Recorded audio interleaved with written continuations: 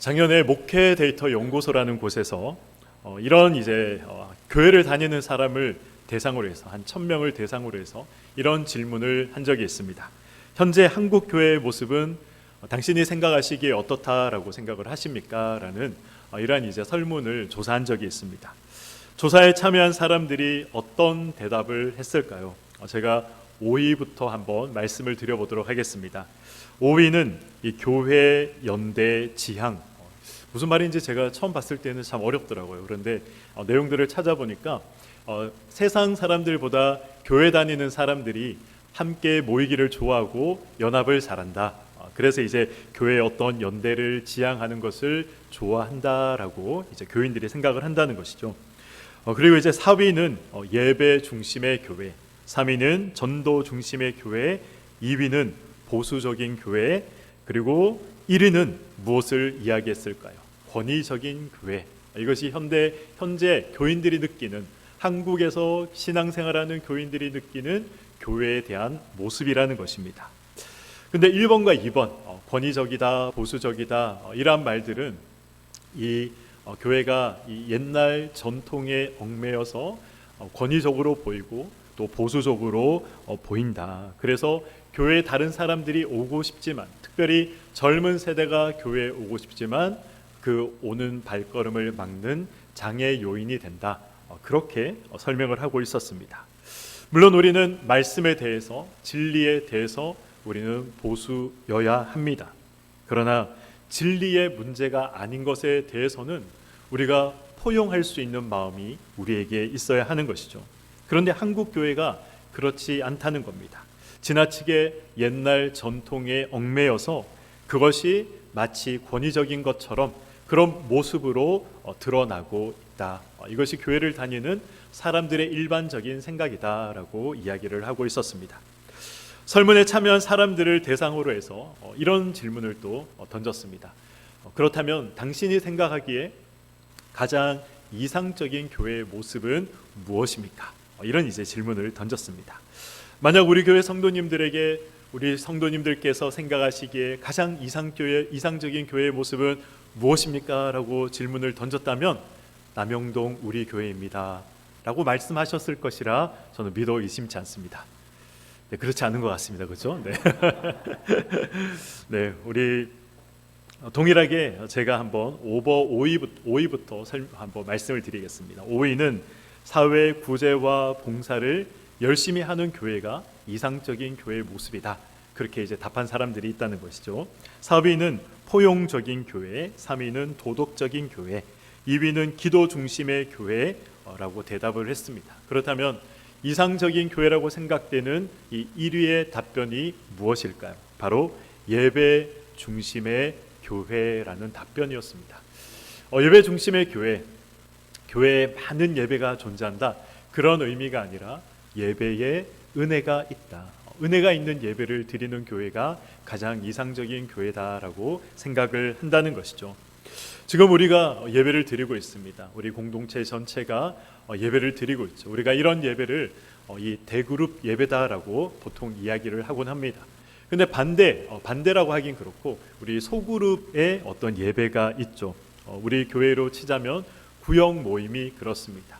그 구역 모임에 은혜가 있다는 것이죠. 함께 모여서 드리는 대그룹 예배에, 대예배에 은혜가 있고, 그리고 우리 구역 모임에 소그룹으로 모여서 드리는 예배에 은혜가 있는 교회가 정말 이상적인 교회다라고 사람들이 생각한다는 것입니다.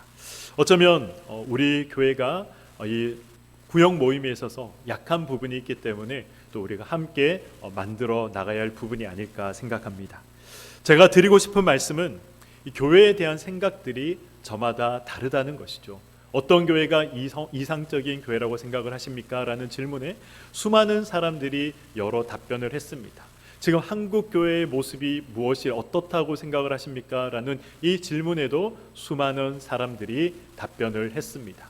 자기가 생각하기에 교회는 이러해야 한다, 자기가 생각하기에 교회가 지금 이것이 문제인 것 같다, 그렇게 이야기를 합니다. 그러나 오늘 이 시간, 말씀을 듣는 이 시간만큼은 교회는 이러해야 해라는 생각들을 우리가 좀 내려놓기를 소망합니다.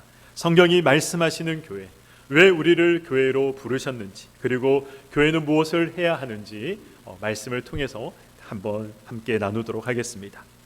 성경이 말씀하시는 교회, 성경이 말씀하시는 교회란 어떤 교회일까요? 오늘 본문이 그것을 명확하게 우리에게 말씀하고 있습니다.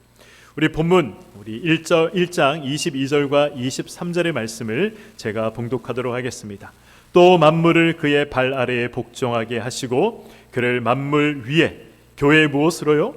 머리로 삼으셨느니라. 교회는 그의 무엇이라고 합니까? 몸이니 만물 안에서 만물을 충만하게 하시는 이에 충만함이다라고 말씀하고 있습니다. 사도 바울이 말하고 있는 이 만물이라는 것이 무엇입니까? 하나님께서 창조하신 모든 피조물들을 가리키는 것이 바로 이 만물이라는 말의 의미입니다. 그런데 이 만물이 누구의 발 아래에 있다고 말씀하고 있습니까? 예수 그리스도의 발 아래에 있다라고 말씀하고 있는 것이죠.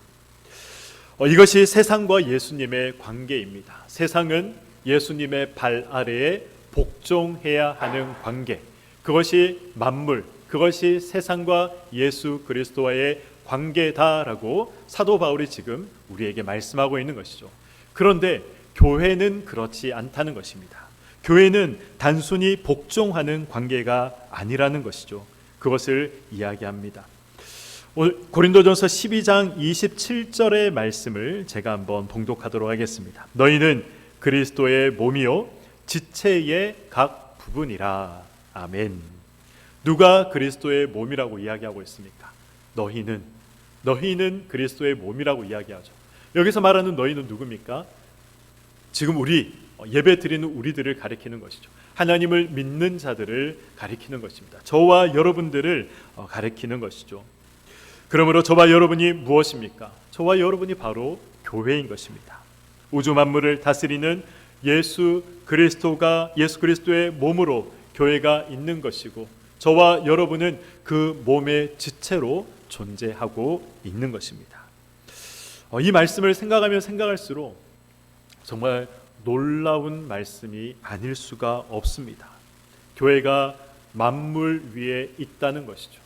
그리고 그 교회의 몸으로, 그 교회의 지체로, 예수 그리스도의 지체로 우리를 삼아 주셨다는 것입니다.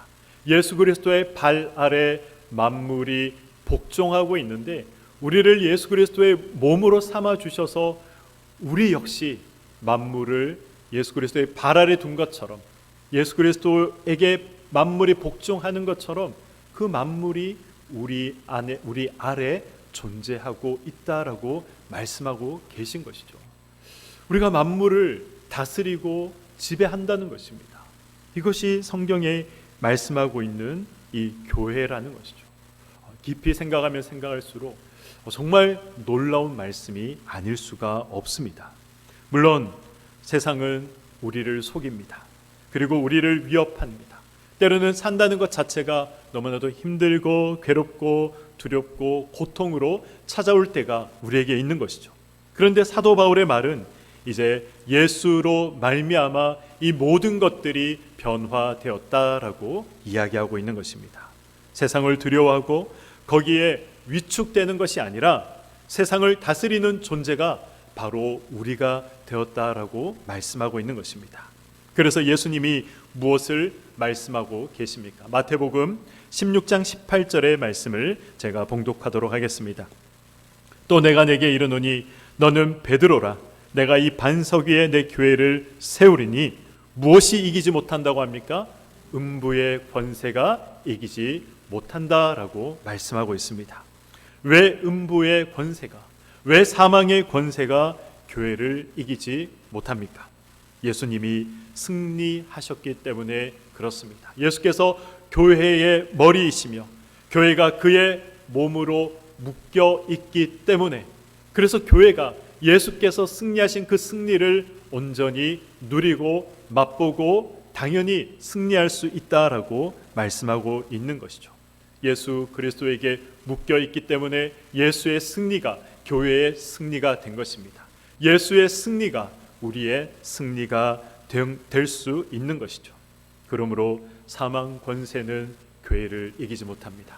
사망 권세는 우리를 이기지 못하는 것입니다. 성경에는 하나님의 백성을 부르는 다양한 이 호칭들, 다양한 명칭들이 있습니다. 세상 사람들과 구별된 존재로 불릴 때에는 무엇이라고 이야기합니까? 성도라고 성경이 말씀하고 있습니다. 그런데 하나님을 믿는 자, 예수 그리스도를 믿는 자라는 의미로, 믿음을 가진 자, 그런 의미로 우리를 부를 때에는 우리에게 신자라고 이야기를 합니다. 그리고 중요한 이 부름, 이 호칭이 있죠. 어떤 것입니까? 예수 그리스도를 머리로 하여 그 몸에 묶여 있는 사람이라고 표현할 때에는 바로 교회라고 이야기를 하는 것입니다. 그러므로 교회란 무엇입니까? 예수와 묶인 자들이 교회인 것입니다. 저와 여러분이 바로 교회인 것이죠. 교회란 모든 성도들이 그리스도의 몸으로 묶여 있는 곳입니다. 묶여 있다는 뜻입니다. 묶여 있다는 이 표현을 사도 바울은 에베소서 2장 20절 이하에서 이렇게 말씀하고 있습니다. 제가 20절에서 22절 말씀을 봉독하도록 하겠습니다. 너희는 사도들과 선지자들의 터 위에 세우심을 입은 자라. 그리스도 예수께서 친히 무엇이 되셨다고 합니까? 모퉁이 돌이 되셨느니라. 그의 안에서 건물마다 어떻게요? 서로 연결하여 주 안에서 성전이 되어가고 너희도 성령 안에서 하나님이 거하실 처소가 되기 위하여 그리스도 예수 안에서 함께 지어져 가느니라. 아멘. 사도 바울은 예수 그리스도가 모퉁이 돌이 되었다라고 말씀하고 있습니다. 우리가 그 모퉁이 돌과 연결되어 성전이 되어 가고 있다라고 말씀하고 있는 것이죠. 모퉁이 돌이 무엇입니까? 사진을 보시면 아시겠지만 이 모퉁이 돌은 이 코너에 위치하고 있고 그리고 각 벽을 연결하는 이 주춧돌과 같은 것이 바로 모퉁이 돌입니다. 이 돌 없이는 건축할 수 없고 이 돌을 빼버리면 이 건축물들이 와르르 무너지게 되는 것이죠.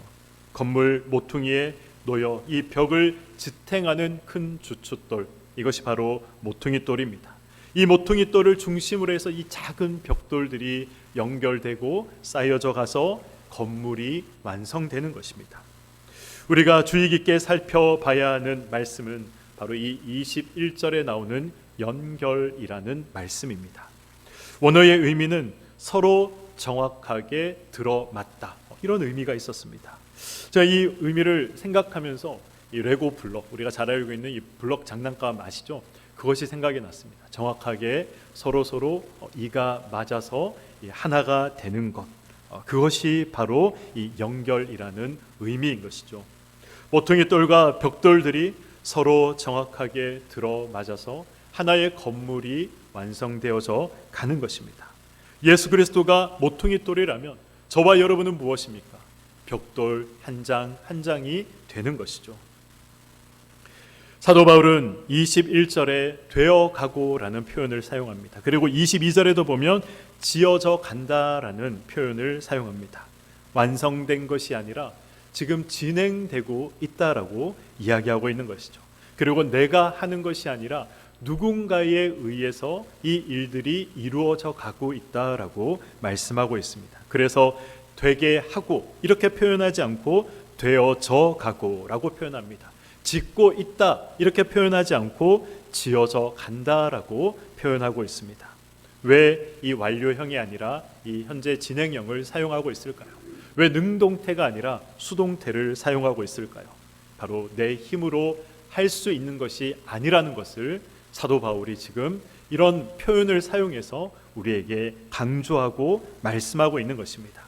단 한순간이라도 예수 그리스도가 우리 삶의 주인 되지 못하고 단 한순간이라도 우리가 성령을 의지하지 못한다면 하나님의 전이 완성될 수 없다.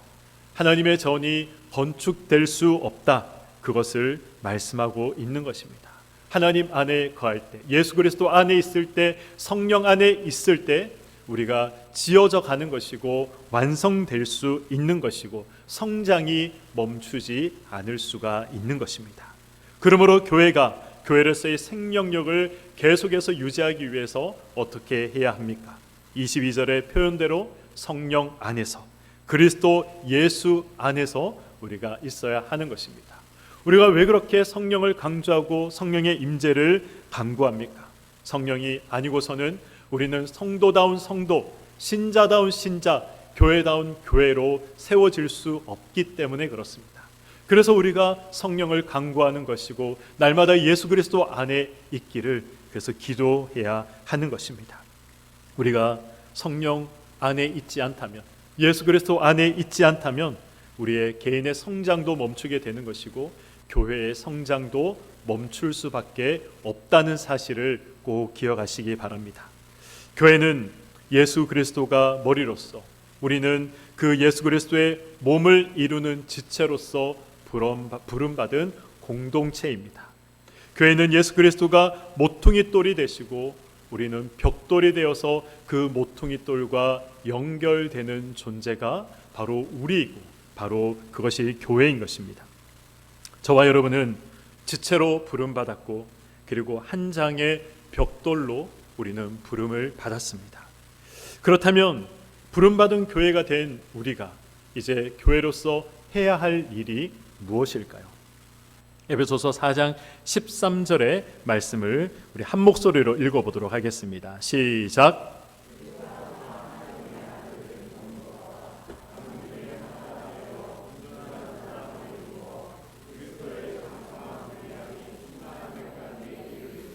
아멘.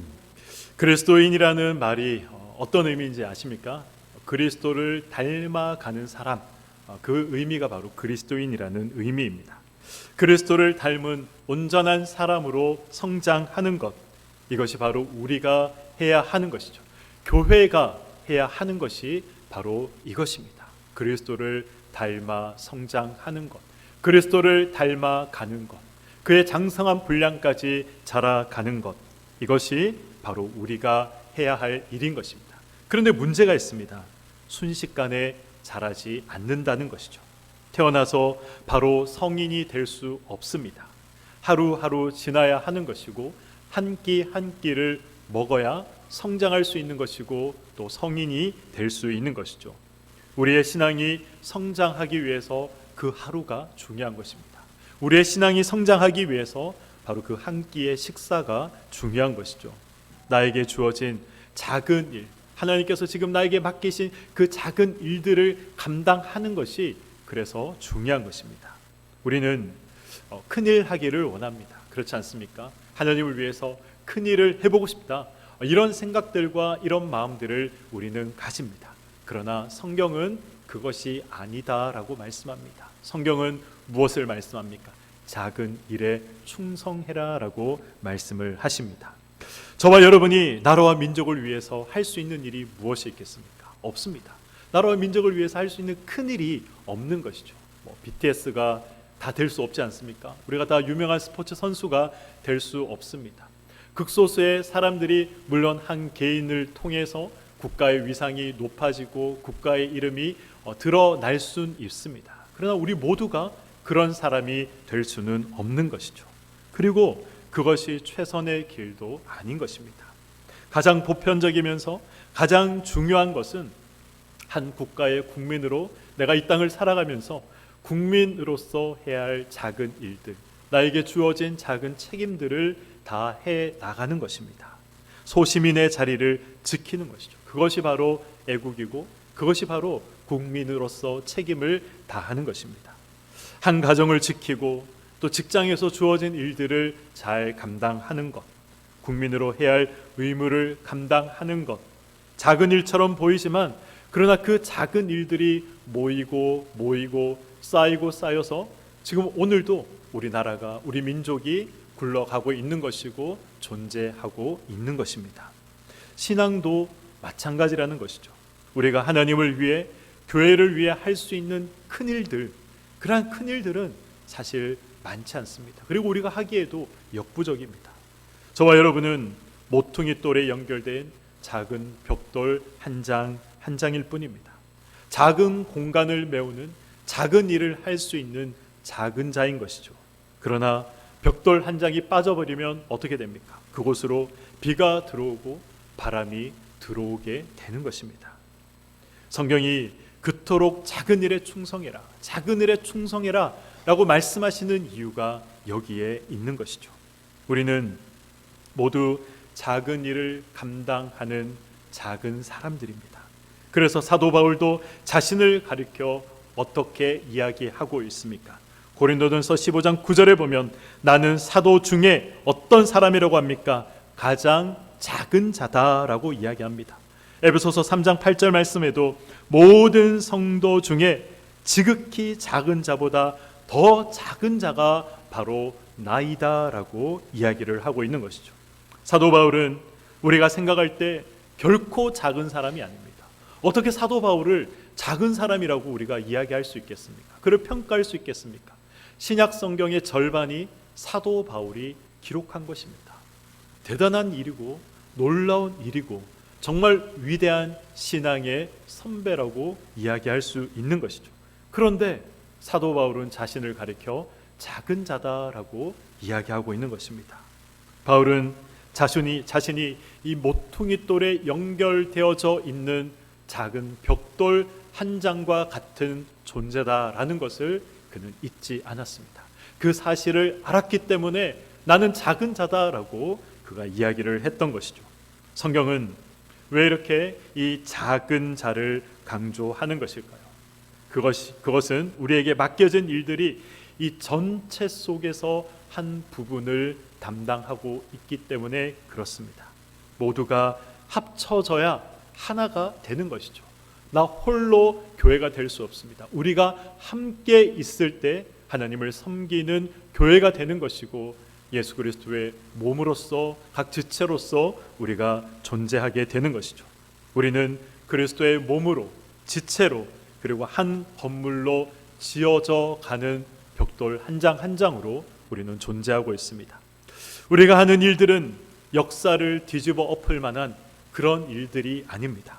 우리는 작은 자이며 그래서 우리가 하고 있는 이 모든 일들도 작은 일들입니다. 그러므로 우리가 만나는 자도 내 옆에 있는 지체도 어떻게 본다면 작은 자라고 이야기할 수 있는 것이죠. 그리고 그 작은 자에게 하는 한 행동이 하나님께 예수님께 하는 행동이다라고 말씀하고 있습니다. 어디서 그것을 말씀하고 있습니까? 마태복음 25장 40절과 45절 두 절의 말씀을 제가 봉독하도록 하겠습니다. 임금이 대답하여 이르시되 내가 진실로 너희에게 이르노니 너희가 여기 누구 중에 내 형제 중에 어떤 자에게요? 지극히 작은 자 하나에게 한 것이 곧 나에게 한 것이다 말씀합니다. 45절입니다. 이에 임금이 대답하여 이르시되 내가 진실로 너에게 이르노니 어떤 자에게요? 이 지극히 작은 자 하나에게 하지 아니한 것이 곧 내게 하지 아니한 것이다 라고 말씀하고 있습니다. 지극히 작은 자는 지금 어디에 있는 자를 이야기하는 것입니까? 우리 가운데 있는 자를 이야기합니다. 쉽게 말해서 예수 믿는 자, 하나님의 백성된 자를 이야기하고 있는 것이죠. 예수를 믿는 하나님의 자녀라는 말입니다. 지극히 작은 자는 누구입니까?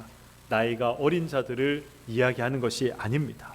무가치하게 여겨지는 사람, 그래서 교회를 다니지만 사람들에게 관심조차 끌 수 없는 사람, 그래서 관과되어져 버려 지나치는 사람, 이런 사람을 성경은 작은 자다라고 이야기를 합니다. 그런 작은 자에게 한 것이 예수님께 한 것이고 그런 작은 자에게 하지 않은 것이 예수님께 하지 않은 것이다 라고 지금 예수님께서 말씀하고 계신 것이죠. 지극히 작은 자도 그리스도의 몸으로 존재하고 있습니다. 지극히 작은 자도 이 모퉁이 돌과 연결되어 있는 벽돌 한 장으로 교회를 이루어 가고 있는 것이죠.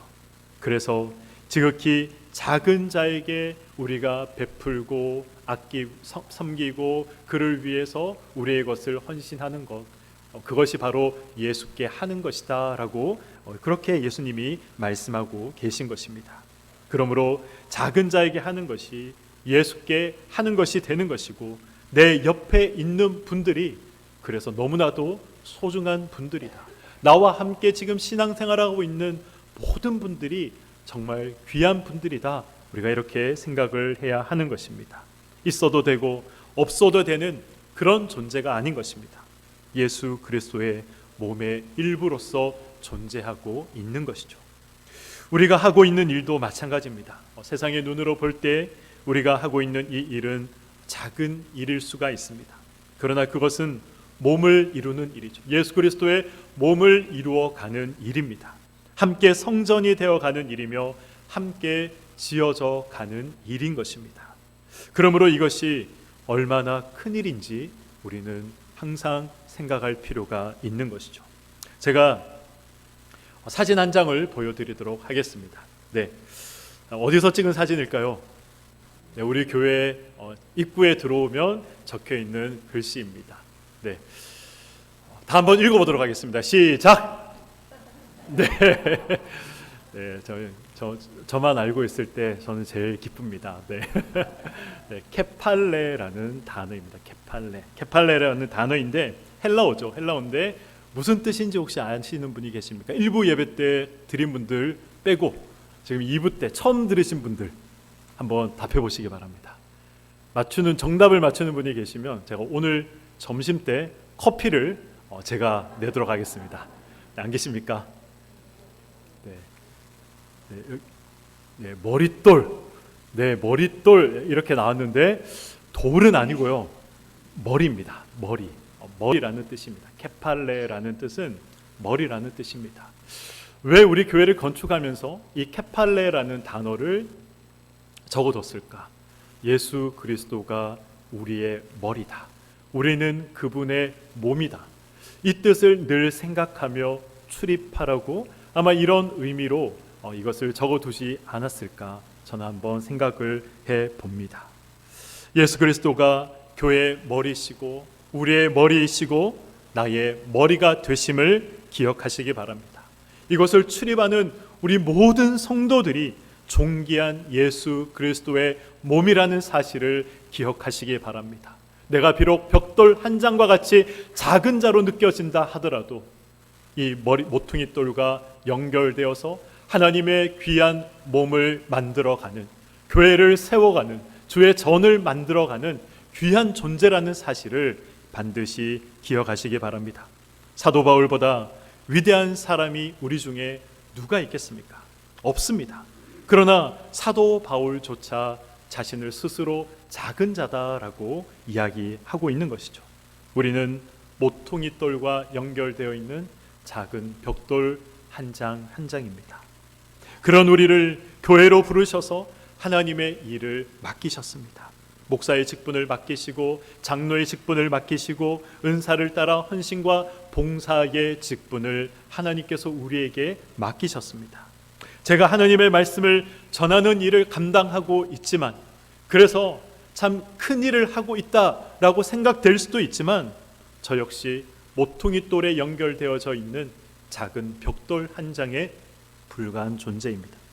교회 와서 선생님의 관심과 돌봄만 받고 돌아가는 작은 아이라 할지라도 동일하게 예수 그리스도의 몸의 일부이고, 그리고 모퉁이 돌로 연결되어져 있는 벽돌 한 장인 것입니다. 그러므로 내 옆에 있는 지체가 얼마나 큰 자이고 얼마나 중요한 자인지를 우리는 역설적으로 늘 생각해야 하는 것입니다. 예수님은 우리를 그리스도의 몸으로 부르셨습니다. 우리는 매일 다람쥐 쳇바퀴 돌듯 하는 그런 삶을 살아가고 있습니다. 그리고 수많은 작은 일들을 해나가며 또 작은 일들을 겪으며 우리는 살아가고 있는 것이죠. 그래서 우리는 작은 자들입니다. 우리가 할 수 있는 일은 그래서 작은 일들인 것이죠. 그러나 우리가 얼마나 큰 손길에 붙잡혀 살아가고 있는 존재인지, 우리가 누구의 몸을 이루며 살아가는 존재인지 항상 기억하시기 바랍니다. 우리가 예수 그리스도의 몸으로 존재하는 이상, 우리가 예수 그리스도의 손에 붙들려 살아가는 이상, 우리는 가장 위대한 존재들인 것입니다. 만물을 발 아래 복종시키시는 예수 그리스도의 몸으로 저와 여러분들을 부르셨습니다. 예수 그리스도와 함께 역사를 움직이고 세상을 다스리는 그 그 자리에 참여할 수 있도록 예수께서 우리를 불러주셨습니다. 이런 시선으로 자신의 삶을 바라보시기 바랍니다. 이런 시선으로 서로를 바라보시기 바랍니다. 우리는 모두 작은 자이지만 그러나 결단코 작은 자가 아닌 것입니다. 우리가 하는 모든 일들은 작은 일들이지만 그러나 결단코 교회를 세워나가는 이 일들 중에 작은 일은 없는 것입니다. 이와 같은 신앙의 분별과 깨우침이 저와 여러분의 삶 가운데 항상 있기를 소망합니다. 그리하여 예수 그리스도의 몸으로 지체로 우리를 부르신 그 은혜를 늘 생각하며 그 은혜 가운데 늘 거하며 그래서 예수 그리스도의 몸으로 날마다 세워져 가는 저와 여러분의 삶이 되시기를 주님의 이름으로 간절히 축원드립니다. 아멘.